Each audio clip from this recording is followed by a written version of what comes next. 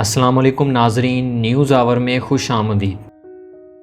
آج ہم آپ کو بادشاہی مسجد لاہور کی کچھ تاریخی معلومات دیں گے، جیسا کہ بادشاہی مسجد کب تعمیر ہوئی، کس کی نگرانی میں تعمیر ہوئی، کس نے تعمیر کی، یہ کتنے وقت میں تعمیر ہوئی اور اس پر کتنی لاگت آئی۔ لاہور صوبہ پنجاب کا دارالحکومت اور پاکستان کا دوسرا بڑا شہر ہے۔ یہ پاکستان کا ثقافتی، تعلیمی اور تاریخی مرکز ہے۔ اسے پاکستان کا دل اور باغوں کا شہر کہتے ہیں۔ لاہور میں کئی جدید اور قدیم مساجد موجود ہیں۔ یہ مساجد دراصل اس شہر میں مسلمانوں کے مختلف ادوار میں موجودگی اور اثر کی امین ہیں۔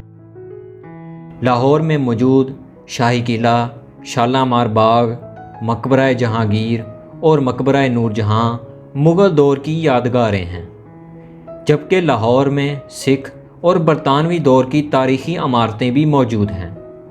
انہی یادگاروں میں ایک بادشاہی مسجد بھی ہے۔ اس کا شمار دنیا کی سب سے بڑی مساجد میں ہوتا ہے۔ یہ مسجد فن تعمیر کا ایک شاہکار نمونہ ہے اور زندہ دل لاہور کی شناخت ہے۔ اس عظیم الشان مسجد کی مختصر تاریخی معلومات آپ کو بتائیں گے۔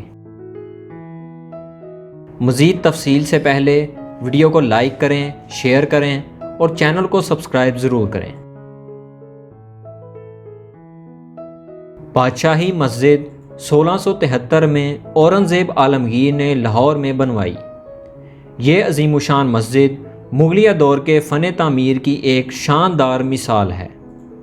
یہ اسلام آباد کی فیصل مسجد کے بعد پاکستان کی دوسری بڑی مسجد ہے، جس میں بیک وقت 1,00,000 لوگ نماز ادا کر سکتے ہیں۔ اس مسجد کا انداز تعمیر جامع مسجد دلی سے بہت ملتا جلتا ہے، جو کہ اورنگزیب عالمگیر کے والد شاہ جہان نے 1650 میں تعمیر کروائی تھی۔ ہندوستان کے چھٹے مغل بادشاہ اورنگزیب عالمگیر، جو تمام مغلوں میں سے سب سے زیادہ مذہبی رجحان رکھتے تھے، انہوں نے اس مسجد کو اپنے سوتیلے بھائی مظفر حسین کی زیر نگرانی تعمیر کروایا۔ 1671 سے لے کر 1673 تک مسجد کی تعمیر کو 2 سال لگے۔ مسجد کو شاہی قلعے کے برعکس تعمیر کیا گیا، جس سے اس کی مغلیہ دور میں اہمیت کا پتہ لگایا جا سکتا ہے۔ اس مسجد کی تعمیر کے ساتھ ہی اورنگزیب عالمگیر نے اس کے دروازے کے برعکس شاہی قلعے میں ایک باوقار دروازے کا اضافہ کیا، جس کو عالمگیری دروازہ بھی کہا جاتا ہے۔ اگر ہندوستان میں دیگر تاریخی مساجد کے طرز تعمیر کا بغور مطالعہ کیا جائے تو اس مسجد کا طرز تعمیر کافی حد تک جامع مسجد فتح پور سے مماثلت رکھتا ہے۔ یہ مسجد حضرت سلیم چشتی رحمۃ اللہ تعالی علیہ کے عہد میں 1571 سے لے کر 1575 میں پایہ تکمیل تک پہنچی۔ اس حوالے سے دوسری اہم ترین مسجد جامع مسجد دلی ہے، جو کہ اورنگزیب عالمگیر کے والد شاہ جہان نے 1650 سے 1656 میں تعمیر کروائی تھی۔ یہ دونوں مساجد ایک دوسرے سے اس قدر مماثلت رکھتی ہیں کہ پہلی نظر میں یہ دونوں مساجد ایک ہی لگتی ہیں۔ اورنگزیب کے کئی کام باپ اور بھائیوں کے مقابلے میں تھے۔ یہی معاملہ تعمیرات کے ساتھ بھی رہا۔ شاہی مسجد لاہور اور موتی مسجد آگرہ اس کی اہم ترین مثالیں ہیں۔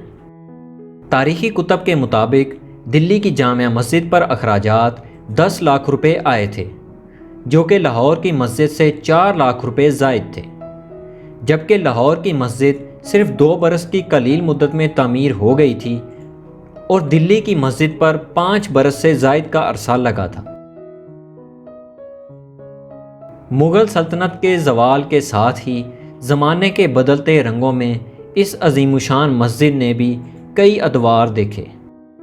وہ مسجد جس کے اخراجات کے لیے پورے ایک ضلع کی آمدنی وقف تھی، وہ انتہائی برے حالات میں بھی رہی۔ ایک عرصے تک یہ مسجد سکھوں کے قبضے میں رہی۔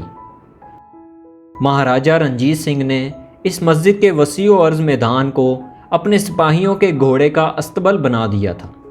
مسجد کے صحن کے شمالی اور جنوبی سمت میں موجود حجرے جو مسلمان طالب علموں کے زیر استعمار رہا کرتے تھے، ان کو سکھ فوجیوں نے اپنی رہائش گاہیں بنا لیا۔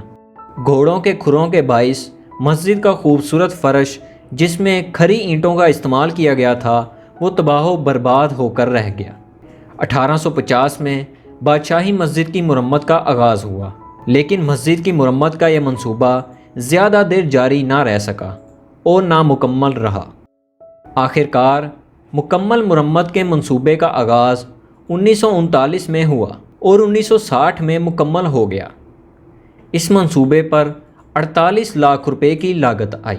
اس مرمت کی وجہ سے مسجد ایک بار پھر اپنی اصلی حالت میں واپس آ گئی۔ 1980 کی دہائی سے مولانا عبدالقادر آزاد بادشاہی مسجد کے امام رہے۔ 1980 کی دہائی سے مولانا عبدالقادر آزاد بادشاہی مسجد کے امام رہے۔ ان کی وفات کے بعد ان کے فرزند پیش امام ہوئے۔ پنجگانہ نماز کے ساتھ ساتھ یہاں جمعہ اور عیدین کی نمازوں کے اجتماع بھی ہوتے ہیں۔ مسجد کی ابتدائی تعمیر میں مؤذن کی آواز کی باہر تک رسائی کے لیے تعمیر کی ایک خاص تکنیک کو مد نظر رکھا گیا تھا، لیکن دورہ حاضر میں بجلی کے سپیکر نصب کیے گئے ہیں۔ مسجد کی مغربی سیدھ میں گنبدوں کے نیچے ہال میں کاشی کاری کا ایک خاص رنگ دکھائی دیتا ہے۔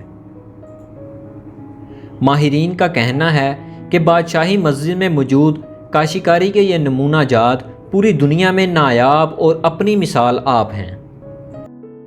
مسجد میں دیگر افراد کے ساتھ ساتھ ملک بھر سے اسکولوں کے طالب علم تعلیمی اور معلوماتی دوروں پر آتے رہتے ہیں۔